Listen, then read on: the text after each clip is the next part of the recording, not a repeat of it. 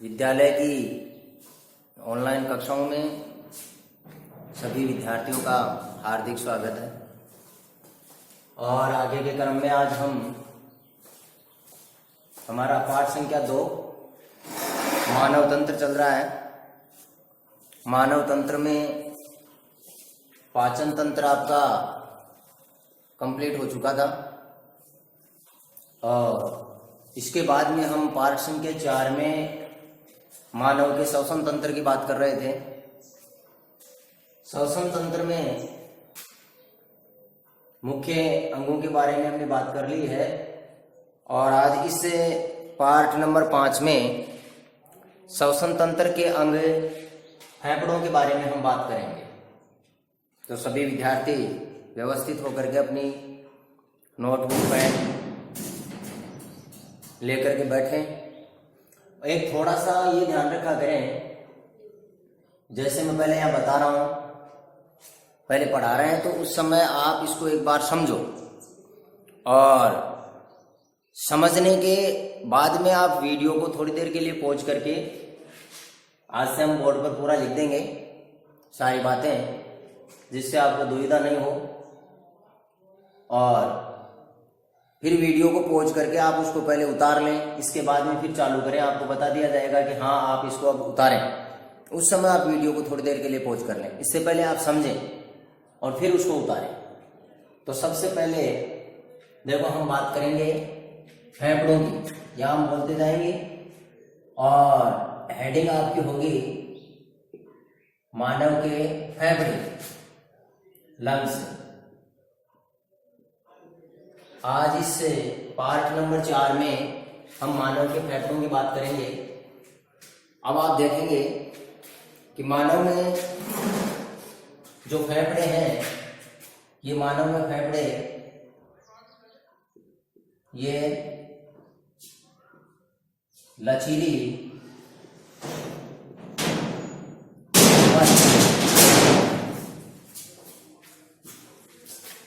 लचीले, कोमल तथा हल्के गुलाबी रंग की संरचना है। हल्के गुलाबी रंग की संरचना। इसके बाद में आप देखेंगे, अभी आप लिखेंगे नहीं, केवल देखते जाएं। मानव में एक जोड़ी का मतलब 2, एक जोड़ी फेफड़े पाए जाते हैं। एक जोड़ी फेफड़े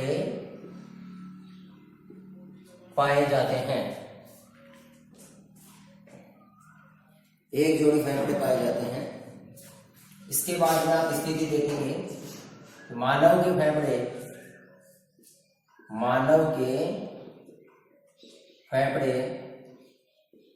मध्यपट, और इस मध्यपट को डायफ्राम भी कहते हैं। मध्यपट यानी डायफ्राम के ठीक ऊपर स्थित होते हैं। ठीक ऊपर स्थित होते हैं। डायफ्राम के ठीक ऊपर स्थित होते हैं। इसके बाद में आप देखेंगे फेफड़े इन्वर्टेड कोमा में स्पंजी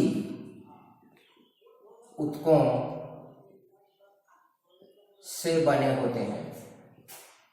कौन से ऊतकों से बने होते हैं? स्पंजी ऊतकों से बने होते हैं। इसके बाद में आप कॉपी के बीच में आप लिखेंगे कि जैसे फेफड़े हमने देखे, तो मानव के फेफड़े कोष्टक में आप लिख लेंगे 2, भाई संख्या में कितने हैं? 2। और यहां से आप लेग निकालेंगे और इस लेग में आप देखेंगे एक तो दायां फेफड़ा, 2 में एक तो दायां फेफड़ा है और एक बायां फेफड़ा है। दायां फेफड़ा है और बायां फेफड़ा है। जो दायां फेफड़ा है ये 3 खंडों में, दायां फेफड़ा यह है 3 खंडों में बटा होता है। 3 खंडों में बटा होता है। इसके बाद में इसके बारे में आप देखेंगे, यह है बाएं फेफड़े की तुलना में, बाएं फेफड़े की तुलना में लंबाई में छोटा, लंबाई में छोटा परंतु चौड़ा होता है, परंतु चौड़ा होता है। एक बार आप देखते जाएं, अभी आपको लिखना नहीं है, अपने हथियार नीचे रखें, बाद में लिखना है। और जो बायां फेफड़ा है यह है दो खंडों में, दो खंडों में बटा होता है, और दाएं फेफड़े की तुलना में ये लंबाई में तो होगा, इसको ऐसे लिख लेंगे, बाकी आप समझ जाएंगे थोड़ा बहुत। तो लंबाई में बड़ा किससे? दाएं फेफड़े से। लंबाई में बड़ा तथा कम चौड़ा होता है, लंबाई में बड़ा तथा कम चौड़ा होता है। अब देखो एक बार पुनः, फेफड़े क्या हैं? लचीले होते हैं, कोमल और हल्के गुलाबी रंग की संरचना है। कितने फेफड़े पाए जाते हैं? एक जोड़ी। एक जोड़ी का मतलब दो फेफड़े। एक इसको आप अंडरलाइन करेंगे, हल्के गुलाबी रंग की संरचना। फेफड़े किस प्रकार की संरचना? हल्के गुलाबी रंग के होते हैं।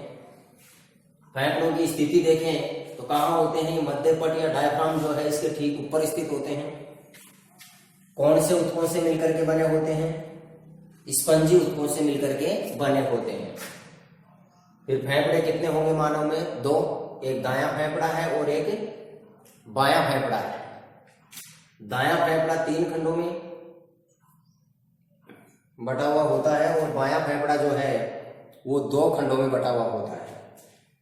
एक दायां फेफड़ा जो है वो बाएं फेफड़े की तुलना में लंबाई में बड़ा, लंबाई में बड़ा कौन सा होगा? दायां। और लंबाई में छोटा कौन सा होगा? बायां। जबकि चौड़ाई में दायां फेफड़ा चौड़ा ज्यादा होता है और बायां फेफड़ा है वो चौड़ा कम होता है। अब आप इतनी जो बात है इसको आप पहले समझ लिया, इसके बाद में आप वीडियो को पॉज करके लिख सकते हैं। वीडियो को पॉज कर लें और फिर इसके बारे में आप आगे लिख लें। तो आप इसको लिखो।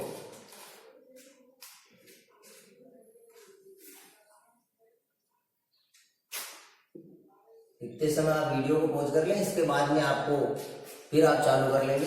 इस प्रकार की जो ये टेक्निक है ये आप पूरी अच्छी तरह से समझ लें कि सबसे पहले हमें कौन सा पार्ट देखना है, किस प्रकार से आपको उतारना है, इसलिए आपके ज्यादा दुविधा में नहीं हो और आप आसानी से पहले आप इसको समझ लो और इसके बाद में आप इसको उतार लो। नेक्स्ट एक लाइन में देखो मैं बता रहा हूं, यहां पुरुषों के फेफड़े, पुरुषों के फेफड़े स्त्रियों की तुलना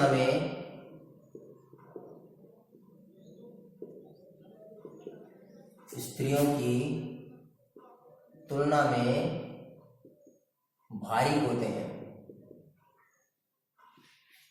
पुरुषों के जो फेफड़े हैं ये स्त्रियों की तुलना में भारी होते हैं। इसके बाद में आप हेडिंग डालेंगे, आगे वाला हमारा श्वसन अंग है तीसरा, ऊपरी श्वसन तंत्र हो गया, निचला श्वसन तंत्र हो गया और फिर तीसरा है मध्यपट। श्वसन मांसपेशियों में मध्यपट या डायफ्राम, या इसको हेडिंग के रूप में आप मध्यपट न लिख करके श्वसन मांसपेशियों बीच में लिखेंगे आप श्वसन मांसपेशियां। और ये श्वसन मांसपेशियां जो हैं ये 2 प्रकार की। श्वसन मांसपेशियां कितने प्रकार की हैं? 2 प्रकार की। पहले लिखेंगे नहीं, पहले इधर देखेंगे। लिखने के लिए मैं आपको बोल दूंगा, उस समय आप वीडियो को थोड़ी देर के लिए पॉज करके फिर लिख लेंगे। मध्यपट या डायफ्राम, और दूसरे प्रकार की जो पसलियां हैं, ये मांसपेशियां हैं वो है पसलियां। तो दो हो गए, एक मध्य पट या डायफ्राम हो गया और दूसरा पसलियां हो गई। मध्य पट के नीचे आप देखेंगे यह है कंकाल पेशी का बना होता है। किसका बना होता है? कंकाल पेशी का बना होता है। इसके बाद में देखेंगे कि मध्य पट में दो प्रकार की गति है। मध्य पट में दो प्रकार की गतियां पाई जाती हैं। दो प्रकार की गतियां पाई जाती हैं और यहीं से आप दो लाइन निकाल करके दो प्रकार की गतियां, दोनों प्रकार की गतियों में है एक संकुचन की और एक शिथिलन की। एक गति होती है संकुचन की और एक जो गति है वो होती है शिथिलन। शिथिलन का मतलब है फैलना और संकुचन का मतलब है सिकुड़ना। तो दो प्रकार की गतियां इसमें पाई जाती हैं। जब मध्य पट में संकुचन की क्रिया होती है तो इसमें फेफड़ों से CO2 का मतलब है कार्बन डाइऑक्साइड, फेफड़ों से CO2 बाहर निकलती है। और जब मध्य पट में शिथिलन की क्रिया होती है तब वातावरण से ऑक्सीजन को, O2 को, ऑक्सीजन को अंदर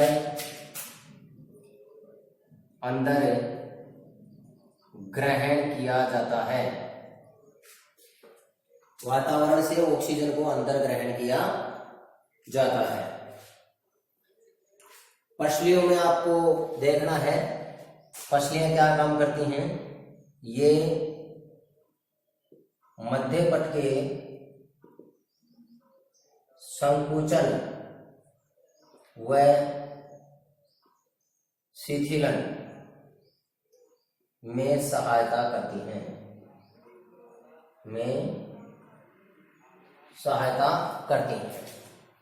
तो ये मानव में श्वसन मांसपेशियां हो गई दो प्रकार की, एक मध्य पट या डायफ्राम हो गया और दूसरी पसलियां हो गई। मध्य पट जो है वो कंकाल पेशी का बना हुआ होता है और इन कंकाल पेशियों में दो प्रकार की गतियां पाई जाती हैं, एक संकुचन की और दूसरी है वो शिथिलन की। संकुचन का मतलब सिकुड़ना होता है और शिथिलन का मतलब फैलना होता है।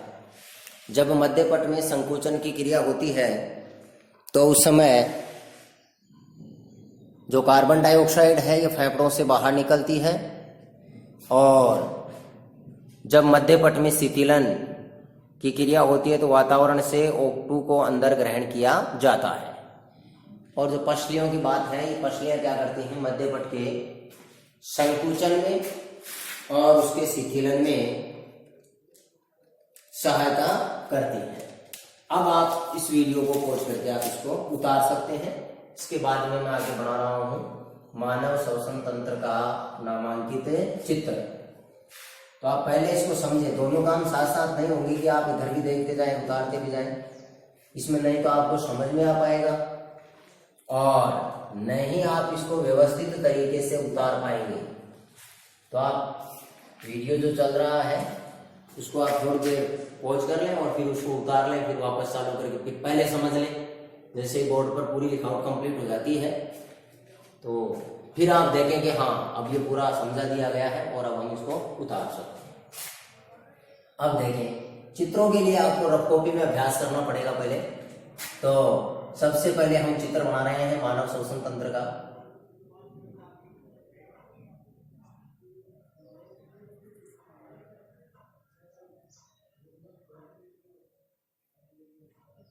मानव श्वसन तंत्र का चित्र के लिए आप पहले देखते जाएं किस प्रकार से श्वसन तंत्र का हम नामांकित चित्र बना रहे हैं।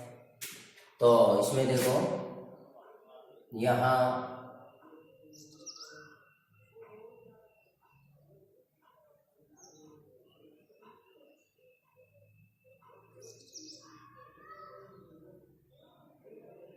ये कंठघर्षणी है।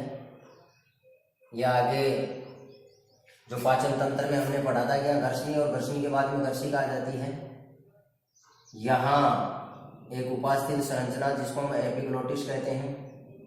इसके बाद में यहाँ उपास्थियों के बने हुए ये स्वर यंत्र आ जाएगा और स्वर यंत्र के बाद में ये जो नलिका है, ये नलिका है वो श्वास नली या ट्रेकिया है। फिर यहाँ बनाएंगे दो फेफड़े पहले,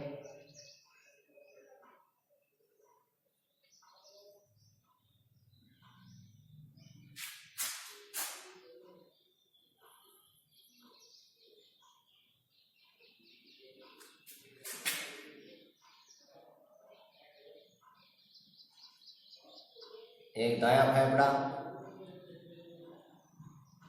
और एक बायां फेफड़ा, दो फेफड़े बनाए। यहाँ जो श्वास नली है ट्रेकिया, ये हमारे वक्ष भाग में जाकर के आगे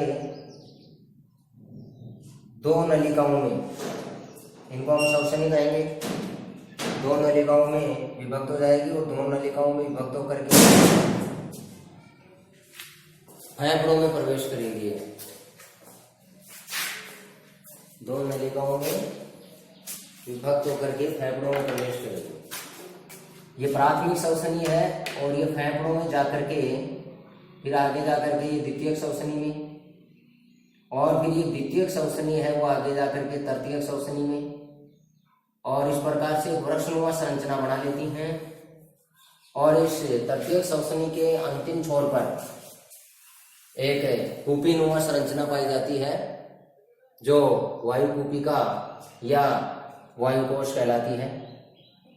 इस प्रकार से ये जटिल संरचना इन फेफड़ों में, पीछे हम बात कर चुके हैं कि मानव में श्वसन तंत्र की संरचनात्मक और क्रियात्मक इकाई है वायुकोश या वायु कूपिकाएं, जिनकी मानव में संख्या है वो लगभग 30 मिलियन होती है। यहाँ से ऐसे इसको डिवाइड कर लेंगे। चित्र में आप इसको ज़्यादा जटिल न बना करके बस इतना सा आप दर्शा दें। और इसके बाद में यहाँ ये बहुत सारी संरचनाएं पाई जाती हैं, इस प्रकार से आगे डिवाइड हो जाएंगी और इनके अंतिम सिरों के ऊपर फिर वायुकोश पाए जाते हैं। ये दो फेफड़े हो गए। इसके बाद में इन फेफड़ों के नीचे यह है तनुपट, या इसको कहा जाता है डायफ्राम। तनुपट या डायफ्राम जो श्वसन मांसपेशी, ये श्वसन मांसपेशी है। और श्वसन मांसपेशियों में इसी प्रकार से और पसलियां भी पाई जाती हैं, ये पसलियां भी पाई जाती हैं। और ये पसलियां जो हैं वो इस डायफ्राम को फैलाने में और सिकुड़ाने में सहायता करती हैं। तो ये मानव का श्वसन तंत्र है। अब देखो इसका नामांकन हम करेंगे। सबसे पहले प्राथमिक जो श्वसन अंग है वो है नासिका या नाक, और इसके सबसे पहले है ये नासाद्वार, इसका प्रारंभिक भाग नासाद्वार है। ये नासिका या नासा गुहा, नासिका या नासा गुहा है। ये द्वितीय के श्वसन अंग है। मुख, मुख किसके अंतर्गत आता है? ये द्वितीय श्वसन अंग के अंतर्गत आता है। इसके बाद में आ जाएगी कंठ घर्षणी, जिसके बारे में हम पहले पढ़ चुके हैं कि घर्षणी क्या है? भोजन का और वायु का, वायु भी आती है और इसी में भोजन भी आता है, दोनों का उभय मार्ग है। इसके बाद में ये तो आगे तो चली जाएगी, ये ग्रासनाल, ये तो फिर पाचन तंत्र का भाग है जो आगे जाकर के आमाशय में खुलेगी। और ये है घाटी ढापन, घाटी ढापन या इसको एपिग्लोटिस, घाटी ढापन या एपिग्लोटिस कहते हैं। इसके बाद में ये जो ट्रेकिया है इसके बारे में हम पढ़ चुके हैं, श्वास नली।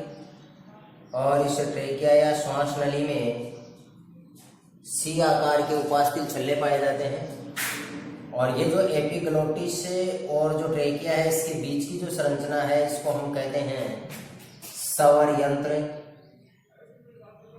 स्वर यंत्र लेरेंस, इसको हम क्या कहते हैं, स्वर यंत्र कहते हैं। ये दोनों फेफड़े हैं, ये ट्रेकिया है, या इसको हम श्वास नली लिखेंगे, श्वास नली। इसके बाद में ये प्राथमिक श्वसनी, प्राथमिक श्वसनी इसको बोला जाएगा प्राथमिक श्वसनी। प्राथमिक श्वसनी आगे जाकर के द्वितीयक और फिर तृतीयक, तो ये तृतीयक जो श्वसनी है इसको कहेंगे हम श्वसनिका। श्वसनिका तृतीयक श्वसनी में विभक्त होती है, मानव में जाकर के तृतीयक श्वसनी तक विभक्त होगी, ये श्वसनिका है। इन दोनों को ऐसे बीच में लिख लेंगे, दोनों फेफड़े हैं, एक दायां फेफड़ा है और एक बायां फेफड़ा, एक दायां और एक बायां फेफड़ा है। ये दायां फेफड़ा है और ये बायां फेफड़ा है। इसके बाद में ये जो है वो डायफ्राम, इसको ऐसे लगा के लिखेंगे, ये क्या है, डायफ्राम, या इसको मध्यपट कहा जाता है। और ये जो श्वसनिका है, इन श्वसनिकाओं के अंतिम छोर पर गुब्बारेनुमा संरचना पाई जाती है, इसको हम कहते हैं वायु कूपिका। कौन सी कूपिका, वायु कूपिका, या इनको वायुकोश, वायु कूपिका या वायुकोश। तो ये श्वसन तंत्र का क्या है, नामांकित चित्र है। इसको आप देख लें एक बार, ये पसलियां हैं। चित्र का आप पहले रफ कॉपी में अभ्यास करेंगे और रफ कॉपी में अभ्यास करने के बाद में इसको फिर फेयर कॉपी में बढ़ाएंगे। फिर आप इसको वीडियो को पॉज कर लेंगे और वीडियो को पॉज करके फिर इसको आप फेयर कॉपी में बना लेंगे। तो ये मानव के श्वसन तंत्र का नामांकित चित्र, इसके नीचे लिख लेंगे, शुरू में लिख लेंगे मानव के श्वसन तंत्र का नामांकित चित्र। अब आप वीडियो को पॉज करके इसको उतार,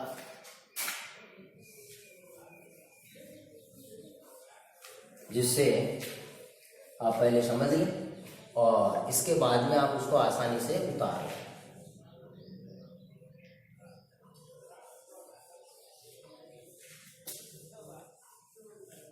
पार्ट वाइज देखें आप, जितने चैप्टर आपके हो जाएंगे वो आपके फायदे।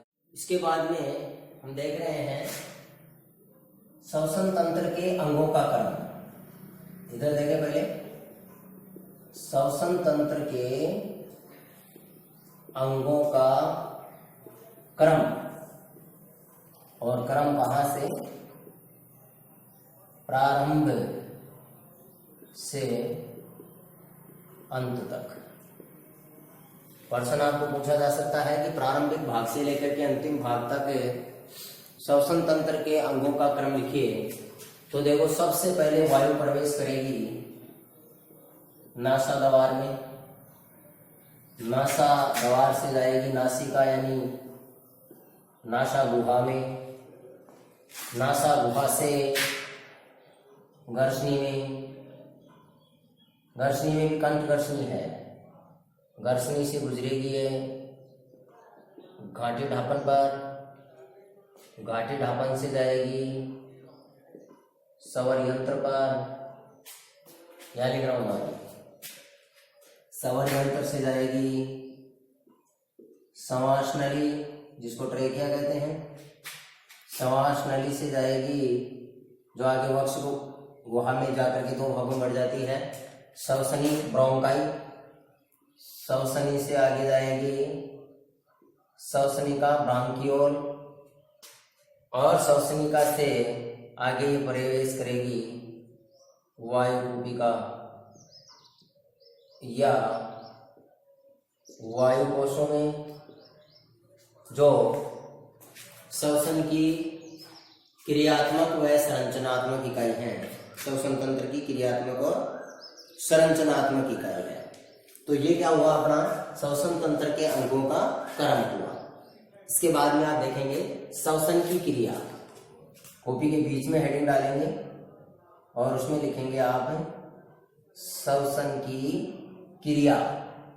और जो श्वसन की क्रिया है इसमें देखो क्या है, देखो श्वसन तंत्र में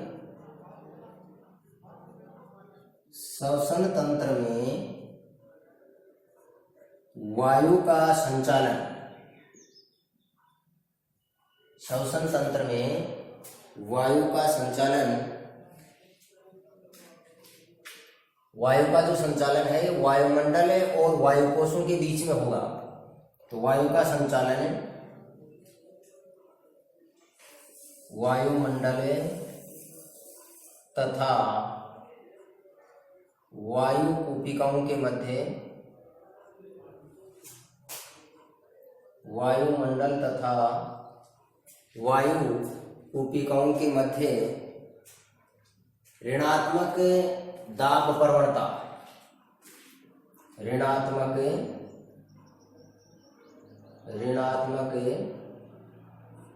दाब प्रवणता तथा मध्यपट के संकुचन व शिथिलन, मध्यपट के संकुचन व शिथिलन के कारण होता है, मध्यपट के संकुचन व शिथिलन के कारण होता है। श्वसन की क्रिया में क्या है कि श्वसन क्रिया का मुख्य जो आधार है ऋणात्मक दाब प्रवणता का मतलब है यानी जो वायु है ये उच्च दाब से निम्न दाब की ओर क्या होती है, प्रवाहित होती है। और ये वायु का उच्च दाब और जो निम्न दाब है ये फेफड़ों के आयतन पर निर्भर करता है। और फेफड़ों का जो आयतन है ये मध्यपट के संकुचन और उसका फैलने पर, शिथिलन पर निर्भर करता है। तो ये श्वसन की क्रिया है कि इसमें जो वायु का संचालन होता है ये वायुमंडल और वायु कूपिकाओं के बीच में होगा, वायुमंडल और वायु कूपिकाओं के मध्य होता है। और वायुमंडल और वायु कूपिकाओं के मध्य भी किसकी वजह से होता है, ऋणात्मक दाब प्रवणता और मध्यपट के संकुचन और शिथिलन के कारण होता है। अब आप इसको उतार लें, उतारने के लिए आपको बार बार नहीं बोला जाएगा, आप ध्यान रखिए। भाई वीडियो को पॉज कर लें और आप इसको उतार लें। ये जो श्वसन तंत्र में अंगों का जो क्रम है इसको आप विशेष रूप से ध्यान में रखेंगे कि श्वसन तंत्र में अंगों का मुख्य क्रम है वो किस प्रकार से होता है।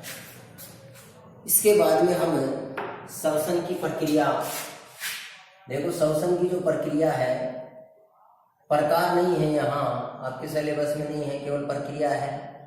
2 प्रकार की प्रोसेस होती है श्वसन में, एक बाह्य श्वसन, एक बाह्य श्वसन है और एक आंतरिक श्वसन है। बाह्य श्वसन और आंतरिक श्वसन। देखें पहले इधर उतारे नहीं अभी, इसको एक्सटर्नल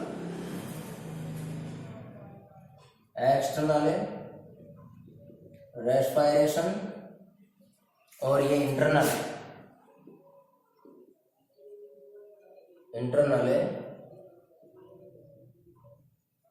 रेस्पिरेशन है।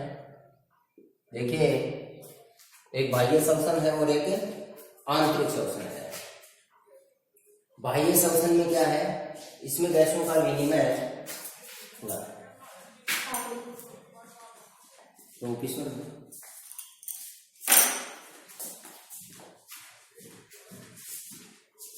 जो बाह्य श्वसन है इसमें गैसों का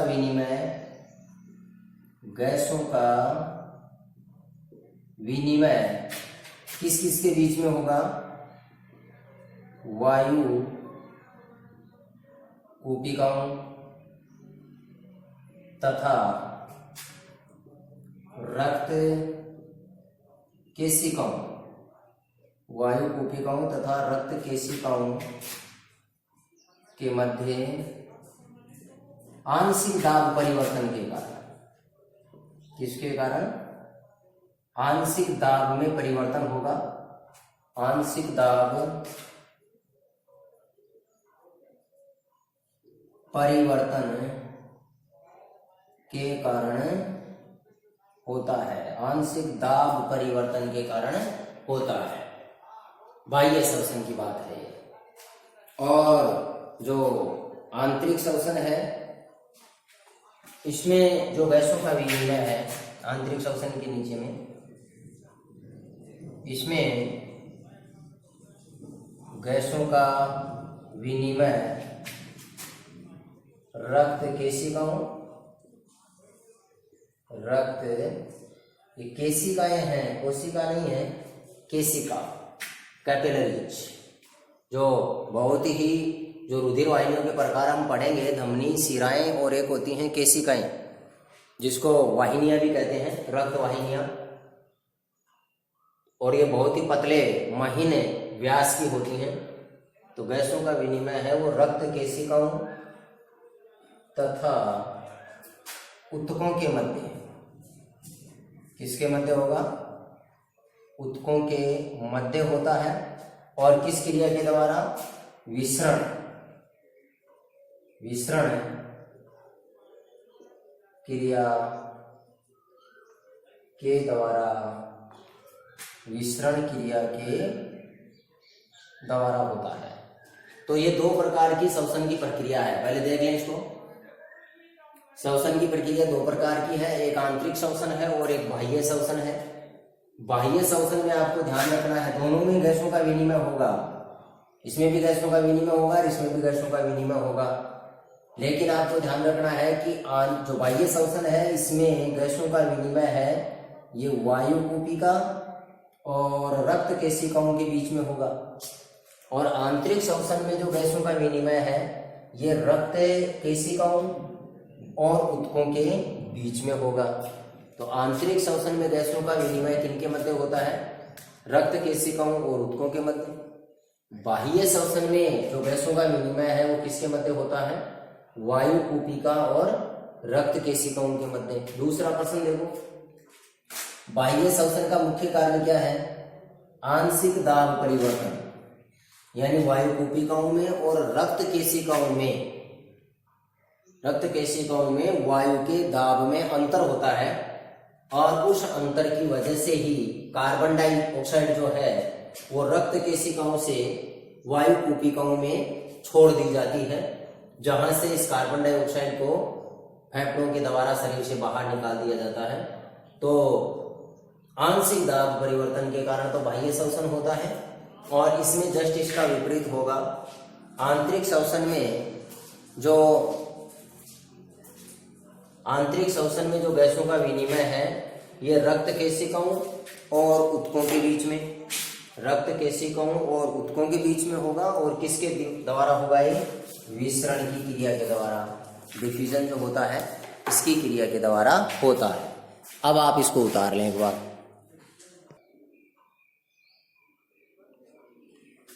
हाँ, तो ये श्वसन की प्रक्रिया यानी श्वसन तंत्र आपका कंप्लीट हो गया। दो प्रकार के तंत्र आपके कंप्लीट हो चुके हैं, एक पाचन तंत्र और एक श्वसन तंत्र। अब हम बात करेंगे मानव के रुधिर परिसंचरण तंत्र की, रुधिर परिसंचरण तंत्र की। और इस रुधिर परिसंचरण तंत्र में सबसे पहले हम थोड़ी सी जानकारी लेंगे ब्लड के बारे में, रक्त के बारे में। इधर देखेंगे, सबसे पहले हम देखते हैं रक्त। रक्त की थोड़ी जानकारी ले लें पहले। ये रुधिर परिसंचरण तंत्र का ही मुख्य घटक है। तो रुधिर परिसंचरण तंत्र यानी आपका श्वसन तंत्र तो कंप्लीट हो चुका है और अब आ रहा है आपका रुधिर परिसंचरण तंत्र, रक्त यानी ब्लड। इसमें देखेंगे यह एक तरल संयोजी ऊतक है। रक्त क्या है? तरल है, संयोजी ऊतक है। इसकी जो पीएच है ये 7.4। रक्त की पीएच 7.4 होती है, अतः यह हल्की क्षारीय प्रकृति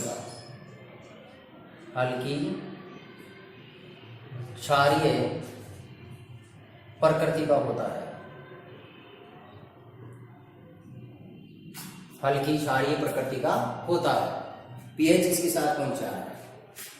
इसके बाद हम लाइन के बीच में लिखेंगे रक्त का निर्माण।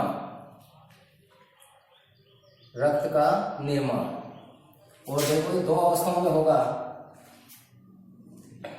2 लाइन यहां से निकालेंगे आप, एक तो भ्रूणावस्था में और नवजात शिशु में। भ्रूणावस्था तथा नवजात शिशुओं में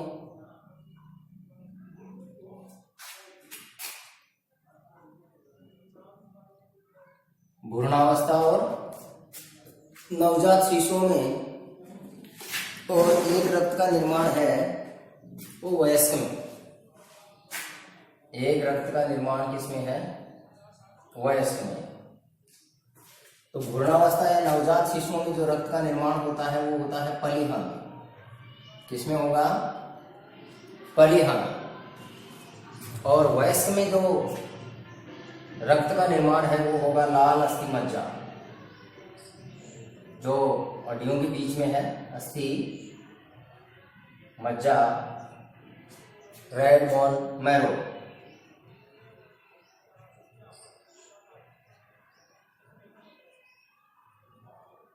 आरबीएम में लाल अस्थि मज्जा।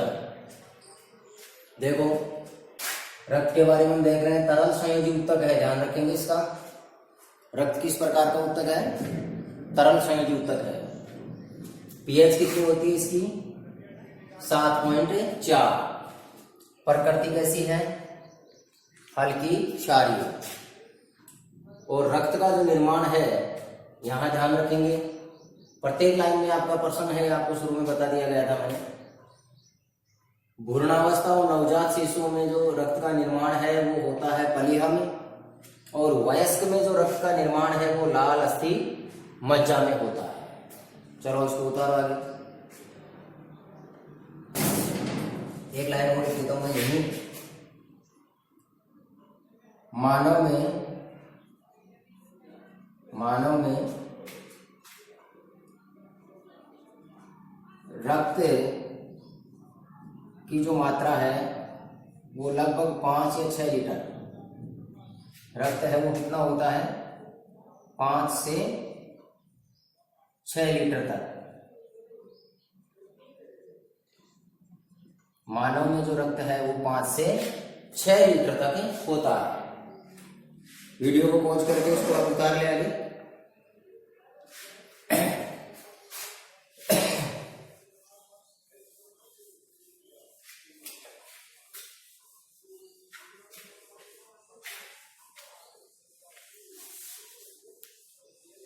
अब हम आगे पढ़ेंगे।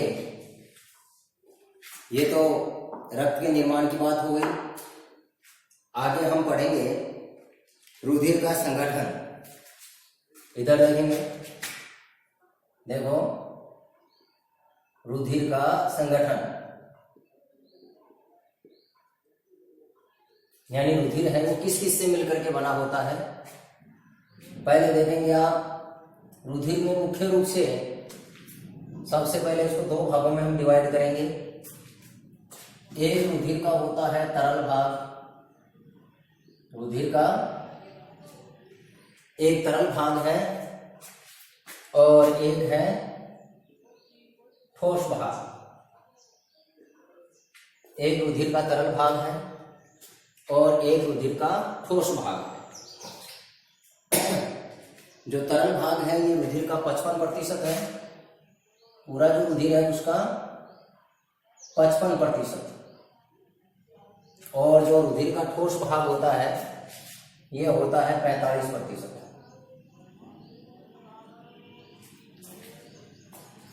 रुधिर के जो तरल भाग है इसको हम प्लाज्मा कहते हैं। रुधिर का तरल भाग प्लाज्मा कहलाता है। प्लाज्मा कहलाता है। अब हम देखेंगे प्लाज्मा का संगठन, यानी रुधिर का तरल भाग है प्लाज्मा, तो रुधिर में प्लाज्मा कितना प्रतिशत होता है? 55% होता है। और ये जो प्लाज्मा है इसका हम संगठन देखेंगे। प्लाज्मा भी दो भागों में बना होता है।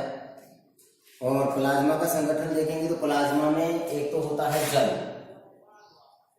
एक तो जल होता है, और प्लाज्मा में जो जल है ये होगा 92%। और एक प्लाज्मा में होते हैं कार्बनिक व अकार्बनिक पदार्थ। कार्बनिक व अकार्बनिक पदार्थ, और कार्बनिक तथा अकार्बनिक पदार्थों की मात्रा होती है 8%। इसके बाद में जो ठोस भाग है, इसे रुधिर के ठोस भाग में, रुधिर के ठोस भाग को रक्त कणिकाएं, इसको ऐसे लिख लो आप,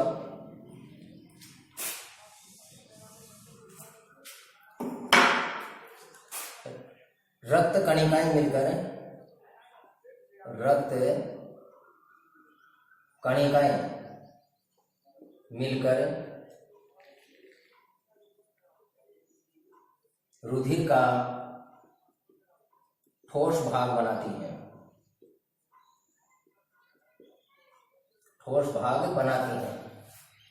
तो रक्त कणिकाएं हैं, यानी 3 प्रकार की जो रक्त कणिकाएं हैं, आरबीसी, डब्ल्यूबीसी और प्लेटलेट्स, ये 3 प्रकार की रक्त कणिकाएं हैं।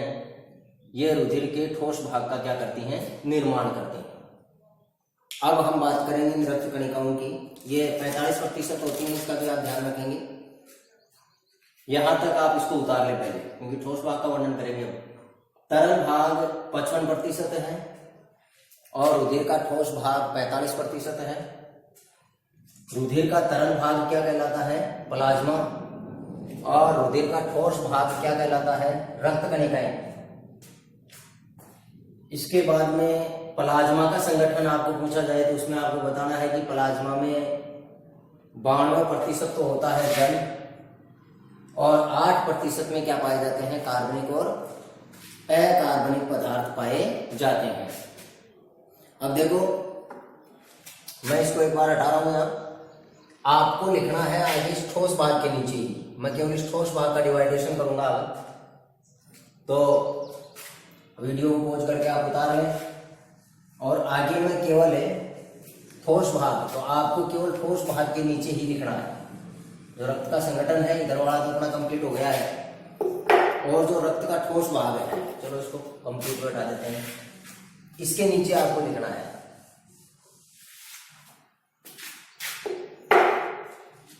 और रक्त का यही वास्तव में जो ठोस भाग है रक्त का, यही क्या कहलाता है? रक्त कहलाता है। बाकी तरल भाग तो प्लाज्मा है, और जो ठोस भाग है उसी को हम क्या कहते हैं? रक्त कहते हैं। और इस ठोस भाग में 3 प्रकार की कणिकाएं पाई जाती हैं।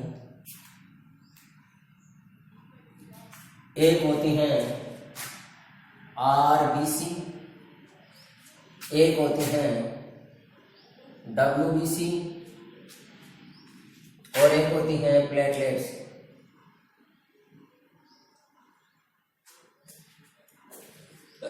प्लेटलेट्स, आरबीसी का पूरा नाम है रेड ब्लड कार्पल्स, यानी लाल रुधिर कणिका। पूरा नाम होगा लाल रुधिर कणिकाएं। रेड ब्लड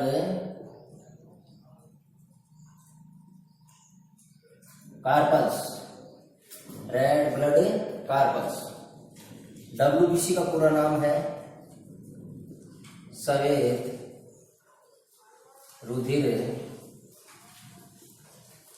कणिकाएं, श्वेत रुधिर कणिकाएं, white blood corpuscles, white blood corpuscles. और जो प्लेटलेट्स हैं बिंबाणु, इनको क्या कहा जाता है? बिंबाणु। अन्य नाम और देंगे, ये पूरा नाम हो गया। इनको कहते हैं इरिथ्रोसाइट भी कहते हैं, लाल रुधिर कणिकाओं को। श्वेत रुधिर कणिकाएं जो हैं इनको ल्यूकोसाइट कहते हैं। और जो बिंबाणु हैं इनको हम थ्रोम्बोसाइट कहते हैं। इनको क्या कहेंगे? थ्रोम्बोसाइट।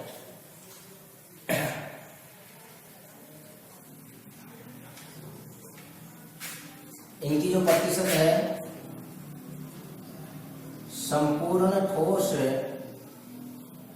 भाग का, संपूर्ण ठोस भाग का कितना प्रतिशत है? 99% होती हैं। संपूर्ण ठोस भाग का 99% होती हैं। इनका निर्माण हमने देख लिया था। इसका निर्माण, जो लाल रुधिर कणिका है, इसका निर्माण की जो लाल अस्थि मज्जा है, WBC का भी लाल अस्थि मज्जा में और प्लेटलेट्स का भी लाल अस्थि मज्जा में निर्माण किसमें होगा? लाल अस्थि मज्जा में। इसका भी जो निर्माण है वो लाल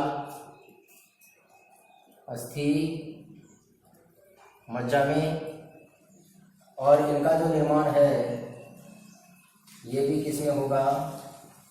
लाल अस्थि मज्जा में। तो ये निर्माण, तीनों का निर्माण लाल अस्थि मज्जा में होगा। इसके बाद में इनका हम जीवन काल देख लेते हैं। लाल रुधिर कणिकाओं का जो जीवन काल है, आयु, इनका जीवन काल होता है 120 दिन। और जो श्वेत रुधिर कणिकाएं हैं, श्वेत रुधिर कणिकाएं हैं, इनका जीवन काल होता है 13 से 20 दिन, 13 से 20 दिन का। और इनका जो जीवन काल है, इनका थ्रोम्बोसाइट या बिंबाणुओं का, इनका जीवन काल जो होता है वो लगभग 7 से 10 दिन तक। इनका जीवन काल है वो कितना होगा? 7 से 10 दिन। फिर देखेंगे लाल जो रुधिर कणिकाएं हैं, इनमें इंपॉर्टेंट है, इसका ध्यान रखेंगे, हीमोग्लोबिन।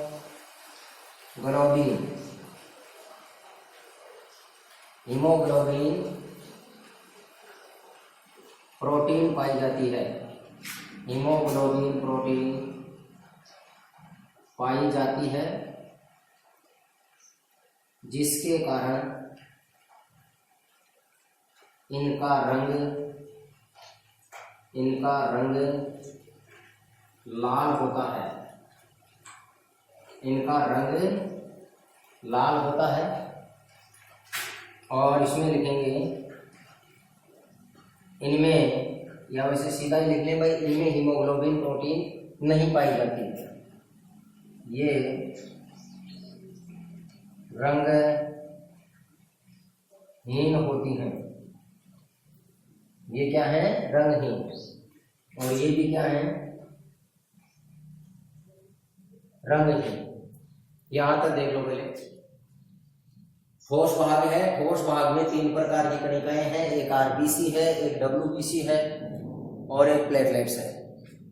पहले आरबीसी का पूरा नाम देखेंगे, रेड ब्लड कार्पल्स, लाल रुधिर कणिकाएं। डब्ल्यूबीसी का पूरा नाम है व्हाइट ब्लड कार्पल्स, सफेद रुधिर कणिकाएं। और प्लेटलेट्स को क्या बोला जाता है, बिंबाणु। अन्य नाम में लाल रुधिर कणिकाओं को इरिथ्रोसाइट भी कहते हैं, सफेद रुधिर कणिकाओं का ल्यूकोसाइट कहते हैं और जो प्लेटलेट्स हैं इनको थ्रोम्बोसाइट कहते हैं।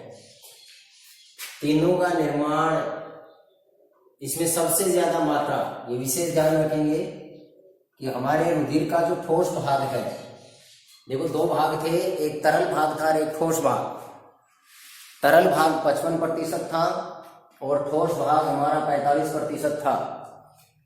तरल भाग जो है उसको प्लाज्मा कहते हैं और प्लाज्मा में सबसे ज्यादा यानी रुधिर के तरल भाग में सर्वाधिक मात्रा है वो जल की 92% और रुधिर के ठोस भाग में सर्वाधिक मात्रा होती है वो लाल रुधिर कणिकाओं की होती है और वो होती है 99%। तीनों प्रकार की कणिकाओं का निर्माण ही लाल अस्थि मज्जा में होगा, रेड बोन मैरो में। फिर जीवन काल देखेंगे, लाल रुधिर कणिकाओं का जीवन काल 120 दिन का है, सफेद रुधिर कणिकाओं का 13 से 20 दिन का है और जो बिंबाणु है इनका जीवन काल 7 से लेकर के 10 दिन का है। एक विशेष ध्यान रखेंगे कि लाल रुधिर कणिकाओं में कौन सी प्रोटीन पाई जाती है, हीमोग्लोबिन प्रोटीन पाई जाती है और इस हीमोग्लोबिन प्रोटीन के कारण ही रक्त का रंग क्या होता है, लाल होता है। सफेद रुधिर कणिकाएं भी रंगहीन होती हैं और जो थ्रोम्बोसाइट है, बिंबाणु, ये भी क्या होती है, रंगहीन होती है।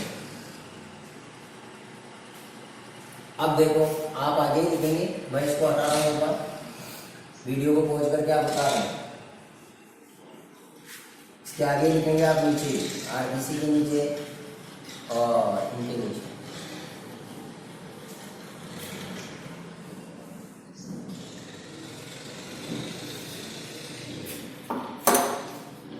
देखो आरबीसी मानव में, नीचे डैश लगा के आपको लिखना है बाद में, मानव में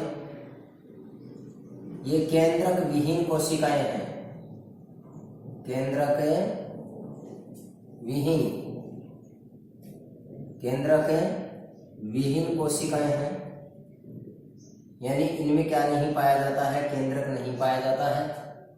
और प्लेटलेट्स भी क्या होती हैं, केंद्रक विहीन होती हैं।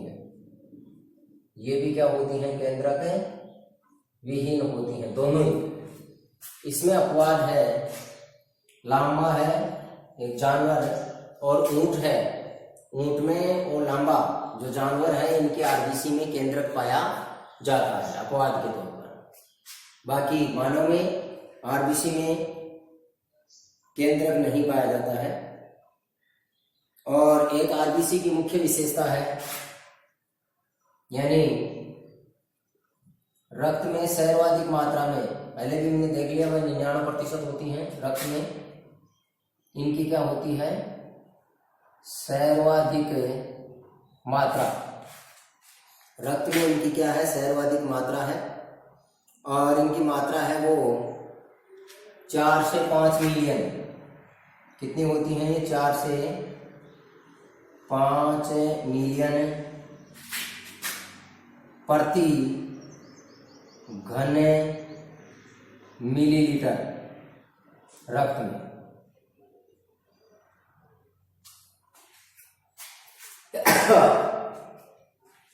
चार से 5 मिलियन प्रति घन मिलीलीटर रक्त में इनकी मात्रा होती है। डब्ल्यूबीसी की एक सामान्य, यानी जिसमें किसी प्रकार की कोई बीमारी नहीं है, सामान्य व्यक्ति में डब्ल्यूबीसी की मात्रा होगी 4000 से 10,000 प्रति घन मिलीलीटर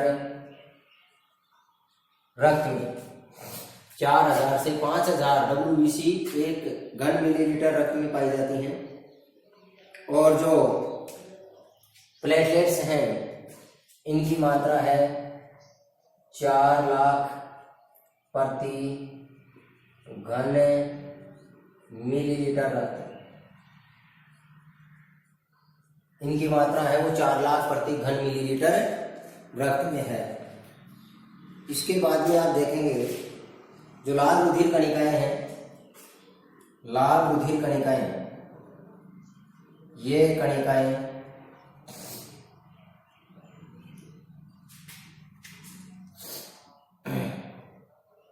मानव में, ये कणिकाएं मानव में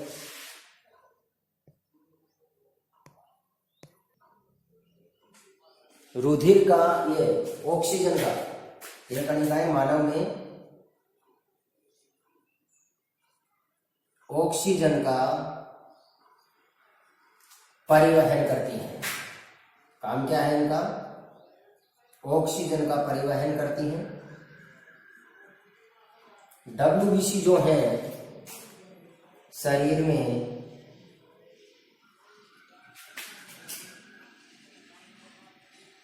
रोगों से लड़ने का काम करती हैं। लड़ने का, जो बाह्य प्रतिजन है जो हमारे शरीर में प्रवेश करते हैं, तो शरीर में रोगों से लड़ने का काम यानी शरीर में प्रतिरक्षा का काम, जो इम्यूनिटी है इसका काम कौन करती हैं? WBC करती हैं। और जो प्लेटलेट्स हैं ये रुधिर का थक्का जमाने में सहायक है।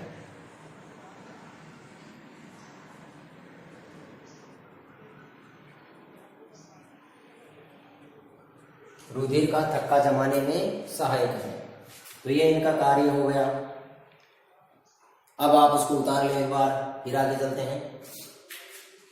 एक ध्यान रखेंगे, मानव में केंद्रक विहीन कोशिका, जिसमें केंद्रक नहीं पाया जाता है, कौन सी है? RBC और प्लेटलेट्स।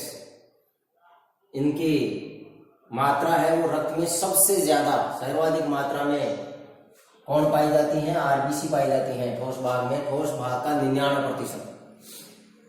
और RBC का मुख्य काम है जो हीमोग्लोबिन पाया जाता है, और चतुसंयोजी होता है, यानी हीमोग्लोबिन का एक अणु जो है ये 4 ऑक्सीजन के अणुओं को जोड़ करके क्या करता है? रुधिर में इस ऑक्सीजन का परिवहन करता है। कार्बन की जैसे इसकी भी संयोजकता 4 होती है हीमोग्लोबिन की, तो अपने साथ 4 ऑक्सीजन के अणुओं को जोड़ करके ये ऑक्सीजन का परिवहन करता है। उतार लो इसको एक बार।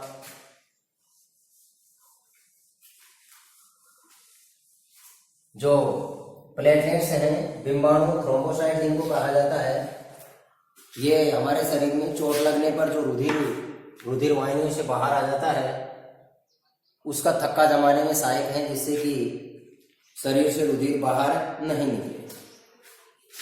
अब देखो इस WBC का वर्गीकरण और है हमारा। WBC जो है यानी श्वेत रुधिर कणिकाएं, केवल इन्हीं के नीचे लिखना है आपको। तो श्वेत रुधिर कणिकाएं हैं, आगे जाकर के इसमें 2 लेग आप निकाल लेंगे। ये एक तो होती हैं कणिकाणु और अकणिकाणु, ग्रेन्युलोसाइट और अग्रेन्युलोसाइट, ये 2 प्रकार की हैं। WBC 2 प्रकार की हैं, एक कणिकाणु और एक अकणिकाणु WBC होती हैं, और एक कणिकाणु WBC होती हैं। कणिकाणु जो WBC हैं ये 3 प्रकार की, न्यूट्रोफिल्स, एक तो होती हैं न्यूट्रोफिल्स, एक होती हैं बेसोफिल्स,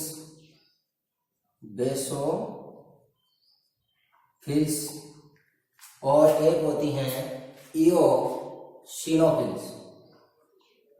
यानी इनको न्यूट्रोफिल लिख लो, बेसोफिल लिख लो और इओसिनोफिल लिख लो, ऐसे लिख लो। एक तो होती हैं न्यूट्रोफिल, एक होती हैं बेसोफिल और एक होती हैं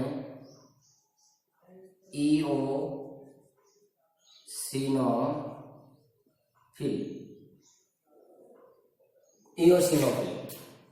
तो कणिकाणु, जो कणिकाणु WBC हैं, ग्रेनुलोसाइट, ये 3 प्रकार की होती हैं। न्यूट्रोफिल्स के आप कोष्टक में लिखेंगे सर्वाधिक मात्रा में पाई जाने वाली WBC, सबसे ज्यादा कौन सी WBC पाई जाती हैं? न्यूट्रोफिल्स। और इसके बाद में बेसोफिल्स है और फिर इओसिनोफिल्स है। अकणिकाणु हैं, ये अकणिकाणु WBC हैं, इनका भी फिर आगे वर्गीकरण किया गया है और ये भी फिर 2 प्रकार की हैं। एक है इसमें लिम्फोसाइट, ये 2 प्रकार की होती हैं, लिम्फोसाइट और एक मोनोसाइट। एक होती हैं लिम्फोसाइट और एक होती हैं मोनोसाइट। लिम्फोसाइट और मोनोसाइट। लिम्फोसाइट फिर 3 प्रकार की हैं।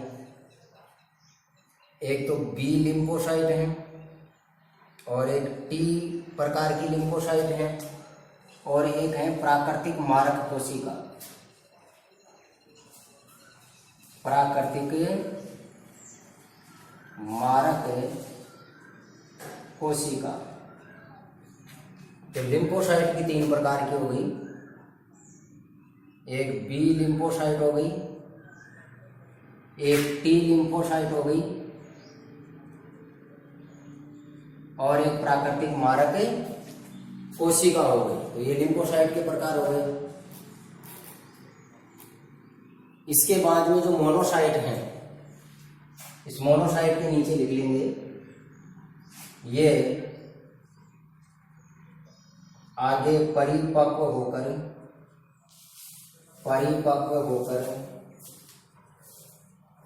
महाभक्षाणु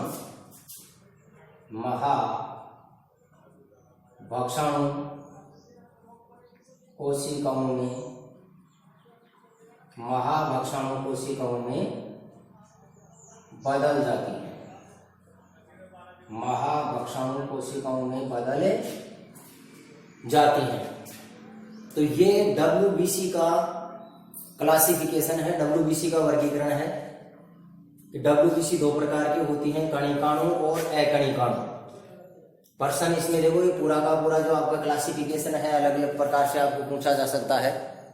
और इसमें आपको मैंने पहले बताया था, अलग अलग इनकी प्रतिशत मात्रा पूछी जा सकती है कि रक्त में प्लाज्मा कितना प्रतिशत होता है, रक्त का ठोस भाग कितना प्रतिशत होता है। तो प्लाज्मा तो है 45%, ये 55%, और रक्त का ठोस भाग है वो 45% है। प्लाज्मा का अगर संगठन पूछें तो प्लाज्मा में 92% तो पाया जाता है जल और 8% प्लाज्मा में पाए जाते हैं कार्बनिक और अकार्बनिक पदार्थ। इसके बाद में ठोस भाग हैं, ये जो रक्त कणिकाएं हैं ये मिलकर के ठोस भाग का निर्माण करती हैं। और ठोस भाग में 3 प्रकार की रक्त कणिकाएं पाई जाती हैं, एक RBC, एक WBC और एक प्लेटलेट्स। RBC का पूरा नाम आपको बता दिया, रेड ब्लड कार्पल्स, लाल रुधिर कणिकाएं। WBC का पूरा नाम है व्हाइट ब्लड कार्पल्स। और जो बिंबाणु हैं इनको, ये प्लेटलेट्स हैं, इनको क्या कहेंगे हम? बिंबाणु। अन्य नाम आपको ध्यान में रखने हैं। RBC के अन्य नाम मैंने आपको बताए थे।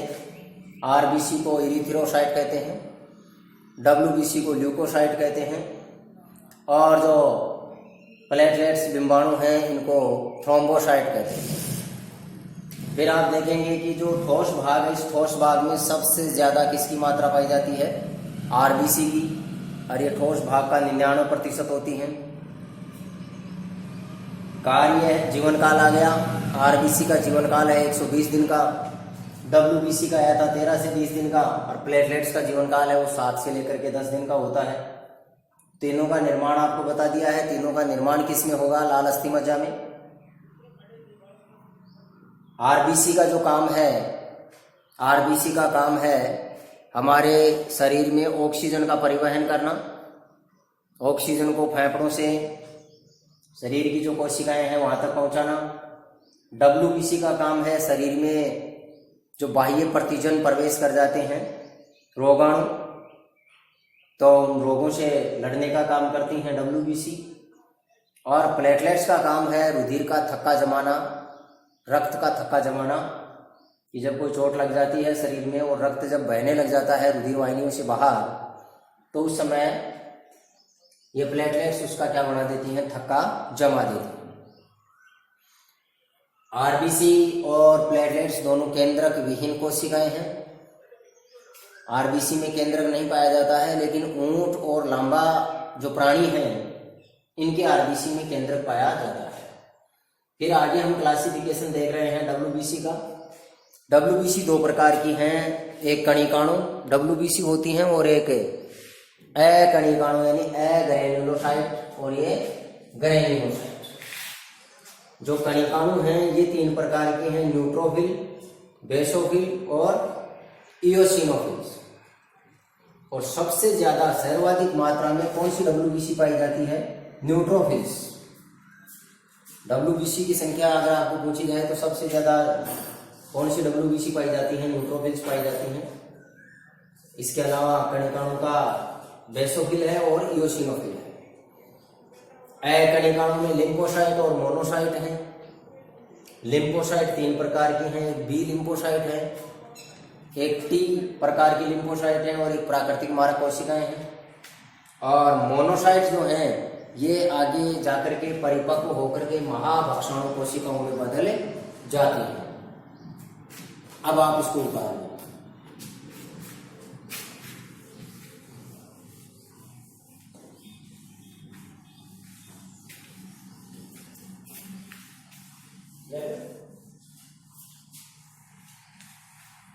नेक्स्ट देखेंगे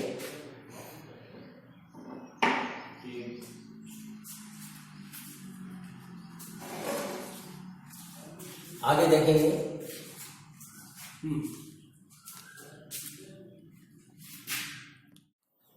नोट लगाएंगे, नोट लगा के लिख लेंगे। एक तो शरीर में मोनोसाइट कोशिकाएं थी जो आगे जाकर के महाभक्षणु कोशिकाओं में बदल जाती हैं। एक न्यूट्रोफिल आई थी, ये डब्ल्यूबीसी है सारी। मोनोसाइट डब्ल्यूबीसी है अकणिकाणु प्रकार की और ये कणिकाणु का प्रकार है। मोनोसाइट, न्यूट्रोफिल तथा महाभक्षणु कोशिकाएं, महाभक्षणु कोशिकाएं शरीर की बाह्य प्रतिजनों से, बाह्य प्रतिजनों का मतलब है कोई भी रोगाणु हमारे शरीर में प्रवेश कर जाते हैं, बाह्य प्रतिजनों से रक्षा करती हैं। बाह्य प्रतिजनों से क्या करती हैं? रक्षा करती हैं। तो ये नोट लगा के लिख लेंगे कि मोनोसाइट, न्यूट्रोफिल्स और महाभक्षणु कोशिकाएं हैं, ये शरीर की बाह्य प्रतिजनों से क्या करती हैं? रक्षा करती हैं। तो आज के वीडियो में बस इतना ही। आगे वाले वीडियो में हम रक्त के कार्य, परिसंचरण तंत्र, मानव में रुधिर परिसंचरण तंत्र किस प्रकार का है उसके बारे में, मानव के हृदय की संरचना, तो आगे वाले वीडियो में हम इसका अध्ययन करेंगे।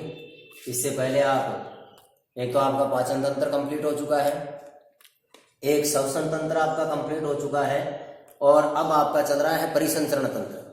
तो परिसंचरण तंत्र में लगभग रुधिर का काम है वो लगभग आपका इस वीडियो में कंप्लीट हो चुका है। तो सभी विद्यार्थियों को पुनः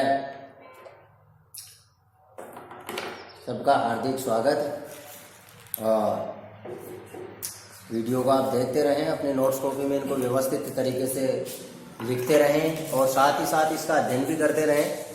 1-2 दिन में आपको जो पॉइंट करवाए गए हैं उन पॉइंटों के आपको पर्सन भी उपलब्ध करवाएंगे। आप अगर चाहें तो अपने होमवर्क की कॉपी में इनका होमवर्क भी कर सकते हैं, ताकि क्लास में आते ही आप पूर्ण व्यवस्थित होकर के, जैसे आपकी कक्षा चले तो कक्षा में आपको लगभग सही प्रकार से तुरंत आपको समझ में आ जाएगा। तो इन छुट्टियों का पूर्ण फायदा उठाते रहें।